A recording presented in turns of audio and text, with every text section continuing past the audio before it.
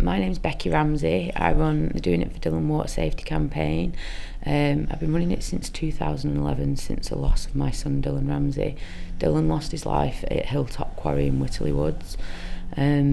Tragically, he was swimming with two friends. He went out on the hottest day of the year and didn't make it home. From losing my son, I've dedicated my life to ensuring that other people learn from what happened.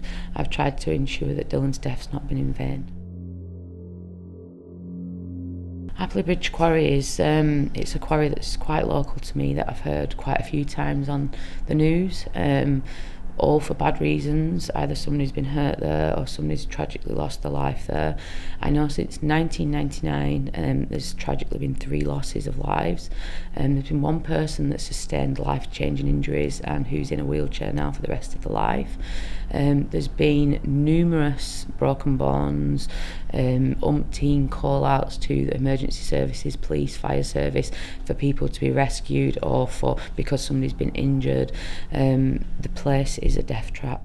Please think that you could be Dylan, you could be any of these people that have lost their lives in open water. There's lots of things that you don't see on the surface that are beneath the surface that will cost you your life, i.e. sharp objects, glass, metal, scrap cars, you name it, anything could be dumped in open water, literally. So tombstoning is where young people decide to jump from a height into water.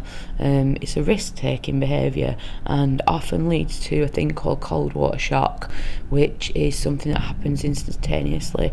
You enter the water, you take a big massive gasp for air, and basically you swallow water, it goes into your lungs, you start to hyperventilate, you thrash about, you gasp for breath, you panic, it's a nasty, way to die.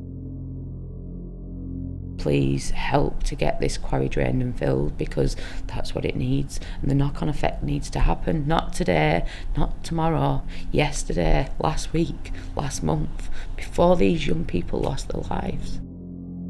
Now, the police service have on numerous occasions had to put in dispersal orders at Appley Bridge Quarry. So they'll put in dispersal orders whereby if young people or anybody really is getting on the train to Appley Bridge with a towel, then they will stop them from going.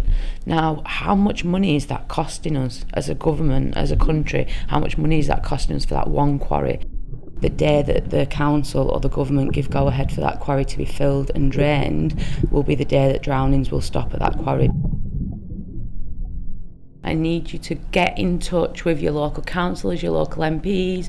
I need you to knock on council's doors, write emails, do whatever needs to be done to ensure this quarry gets filled and drained, ensure that nobody else has to suffer the pain and suffering that me and my family are suffering.